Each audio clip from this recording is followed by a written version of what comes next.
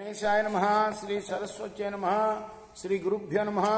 భక్తులారా, సత్సంగంలో భాగంగా రామాయణం చెప్పుకుంటున్నాం. ఇందులో భాగంగా నేటి వరకు బాల అయోధ్య అరణ్య కిష్కింధ సుందర యుద్ధ కాండలు పూర్తి చేశాం. ఉత్తరకాండలో కూడా మనం 41వ సర్గ వరకు పూర్తి చేశాం. ఈ రోజున 42వ సర్గను ప్రారంభం చేద్దాం. ప్రారంభించే ముందు వాల్మీకి మహర్షిని ప్రార్థన చేసుకుందాం. కూజంతం రామ రామేతి మధురం మధురాక్షరం ఆరుహ్య కవితా శాఖాం వందే వాల్మీకి కోకిలం అంజనానందనం వీరం జానకీ శోకనాశనం కపీశమక్షంతారం వందే లంకా భయంకరం. సదా నింబ వృక్షస్య మూలాధివాసాత్ సుధాశ్రావిణం తిక్తమప్యప్రియంతం తరుం కల్పవృక్షాదికం సాధయంతం నమామీశ్వరం సద్గురుం సాయినాథం. సమర్థద్గురు సాయినాథ్ మహారాజ్ కీ జై. స విసృజ్య తతో రామః పుష్పకం హేమభూషితం ప్రవివేశ మహాబాహురశోకవనికాం ముదా.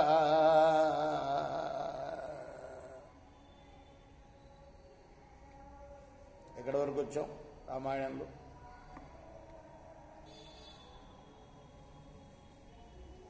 ఒక మాసం అయింది తిరిగి వచ్చి రాములు వారు ఎక్కడి నుంచి వనవాసం నుండి. భరతుడు అన్నాడు, చాలా సంతోషించుతున్నారు ప్రజలందరూ కూడాను, ఎక్కడా కూడా మరణమే సంభవించడం లేదు, ప్రజలందరూ ఆరోగ్యంగా ఉన్నారు, నెల 3వ వానలు పడుతున్నాయి, ఇలా చిరకాలం ఇటువంటి రాజే మాకు ఉండాలని కోరుకున్నారు ప్రజలందరూ. ఈ మాటలు భరతుడు అన్నాడు అన్నయ్యతోటి. అప్పుడు ఆయన చాలా సంతోషించాడు. ఆ తర్వాత అంతకుముందే స విసృజ్య తతో రామ పుష్పకం హేమభూషితం ప్రవివేశ మహాబాహుర అశోకవనికాం ముద. పుష్పక విమానాన్ని అంతకుముందే పంపేశాడు. సంతోషంతో అశోకవనంలో ప్రవేశించాడు. ఎవరు? రాముడు. చందనా గురు చ్యుతైశ్చ తుంగకాలే కైరపి దేవదారు వనైశ్చాపి సమంతాదు ఉపశోభితాం. ఈ అశోకవనం కాదు, ఇది అయోధ్యలో అశోకవనం కదా. ఆ అశోకవనం చుట్టూ చందన అగరు సూత పున్నాగ రక్తచందన దేవదారు వృక్షాలు ఉండి దాని శోభను బాగా ఇనుమడింపచేస్తున్నాయి. చంపకాశోక పున్నాగ మధుక పనసాసనై శోభితాం పారిజాతైశ్చ విధూమజ్వలన ప్రభైవని కూడా వృక్షాల పేరే.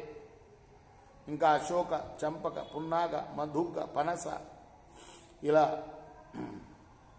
పారిజాత వృక్షాలు ఇవన్నీ కూడా ఆ వనాన్ని ఎంతో శోభింపచేస్తున్నాయి.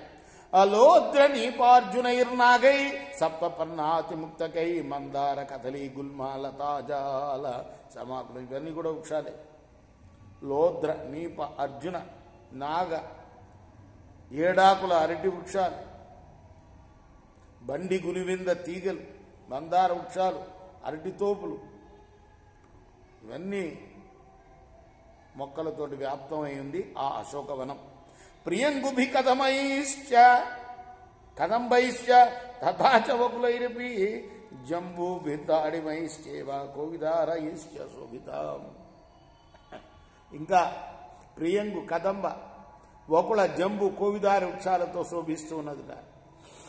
ఇంకా అవి ఆ వృక్షాలన్నీ కూడా సర్వదా కుసుమైరమ్యై ఫలవద్భిర్మనోరమై దివ్య గంధరసోపేతై తరుణాంకుర పల్లవై.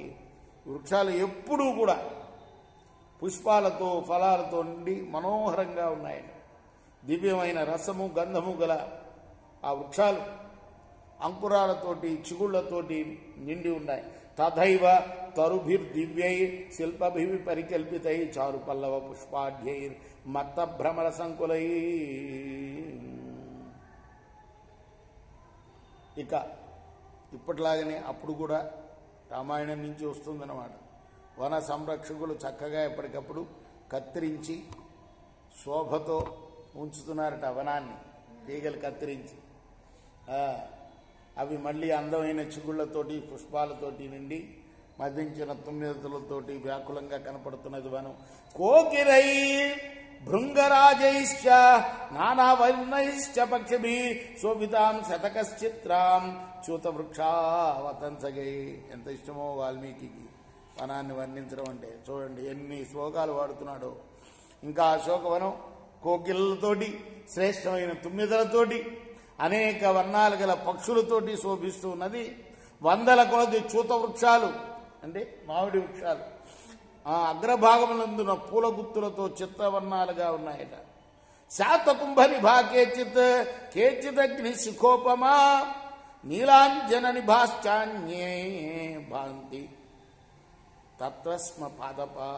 అక్కడ కొన్ని చెట్లు బంగారంతో సమానంగా, ఇంకా కొన్ని అగ్నిజ్వాలలతో సమానంగా, ఇంకా కొన్ని నల్లని కాటుకతో సమానంగా ప్రకాశిస్తూ ఉన్నాయి.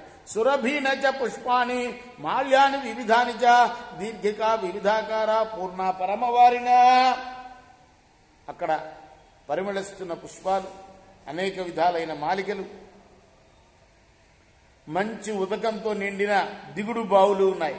మాణిక్యకృత సోపాన స్ఫాటికాంతర కుట్టిమా పుల్ల పద్మోత్పల వనాశ్చ చక్రవాకోపశోభిత దాచూహ సుఖ సంఘస్థా హంస సారసనాదిత తరుభి పుష్పశవలై తీరజైరుపశోభిత ప్రాకారైర్ వివిధాకారై శోభితాశ్చ శిలాతలై. ఇంకా ఆ దిగుడు బావుల మెట్లు కూడా వర్ణిస్తున్నాడు ఆయన. ఆ వనంలో, అశోకవనంలో ఉన్న దిగుడు బావుల మెట్లు మాణిక్యంతో నిర్మించారట, మాణిక్యాలతో. వాటి మధ్య ఉన్న చమటాలు స్ఫటిక మాణిక్యాలతో నిర్మించారు. వికసించిన పద్మముల సముదాయాలు, కలవలు, చక్రవాక పక్షులు వాటిని బాగా శోభింపచేస్తున్నాయి. అవి నీటి కాకులు, చిలుకలు, హంసలు, సారస పక్షులు చేసే ధ్వనులతో మారుమోగుతున్నాయట బావులన్నీ కూడా. తీరంపై ఉన్న పువ్వులతో విచిత్ర వర్ణములైన వృక్షాలు వాటి శోభను పెంచుతున్నాయి. వాటికి అనేక ఆకారాల్లో ప్రాకారాలు, చుట్టూ శిలాఫలకాలు ఉన్నాయి. తత్రైవ చ వనోద్దేశే వైఢూర్యమణి సన్నిభై సాద్వలై పరమోపేతం పుష్పతద్రుమ కారణం. అక్కడ అశోకవన సమీపంలో వైఢూర్యముల వంటి పచ్చిక బీడులున్నాయి. సమీపంలో ఉన్న వనాలు పుష్పించిన వృక్షాలతో నిండి ఉన్నాయి. తత్ర సంఘర్ష జాతానాం వృక్షాణం పుష్పశాలినాం ప్రస్తర పుష్పశబల నభస్తారా గణైరివ. అక్కడ పోటీపడి పెరుగుతున్నవారన్నట్లుగా పెద్దవిగా పెరిగిన పుష్పాలతో నిండిన వృక్షాల పుష్పాలు రాలి విచిత్ర వర్ణాలుగా ఉన్న శిలాఫలకాలు నక్షత్రగణాలతో కూడిన ఆకాశంలాగా శోభిల్లుతున్నాయి. నందనం హ్యేంద్రస్య బ్రాహ్మం చైత్రరథం యదా తథా భూతం హి రామస్య కారణం సన్నివేశనం. చక్కగా ఏర్పరపడిన ఆ రాముడి యొక్క ఉద్యానం ఇంద్రుని నందన ఉద్యానంలాగా, నందనవనం అంటారు స్వర్గంలో ఉండే వనాన్ని, ఇంద్రుడి యొక్క వనాన్ని. అలా ఉన్నది కాదు.